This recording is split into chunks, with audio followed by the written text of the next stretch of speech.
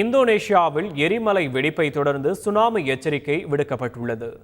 இந்தோனேஷியாவின் சுலவேசி தீவில் உள்ள ருவாங் மலையில் உள்ள எரிமலை 5 முறை வெடித்து சிதறியதாக இந்தோனேஷியாவின் எரிமலை மற்றும் புவியியல் பேரிடர் கண்காணிப்பு மையம் தெரிவித்துள்ளது.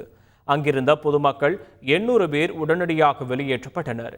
எரிமலையை சுற்றி 6 கிலோமீட்டர் தொலைவிற்கு சுற்றுலா பயணிகள் செல்ல தடை விதிக்கப்பட்டுள்ளது. மனடோ நகரில் உள்ள பன்னாட்டு விமான நிலையம் மூடப்பட்டுள்ளது.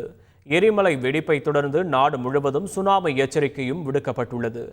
சுனாமி தாக்கக்கூடிய ஆபத்தான பகுதிகளிலிருந்து சுமார் 11,000 மக்கள் வெளியேற்றப்பட்டு பாதுகாப்பான பகுதிகளுக்கு அழைத்து செல்லப்பட்டுள்ளனர். சமீபத்திய நிலநடுக்கங்களால் டெக்டானிக் அடுக்குகளில் ஏற்பட்ட பாதிப்புகளே இந்த எரிமலை வெடிப்பிற்கு காரணம் என்று இந்தோனேஷியாவின் எரிமலை மற்றும் புவியியல் பேரிடர் கண்காணிப்பு மையம் தெரிவித்துள்ளது. செய்திகளை உடனுக்குடன் தெரிந்து கொள்ள உடனே சப்ஸ்கிரைப் பண்ணுங்க.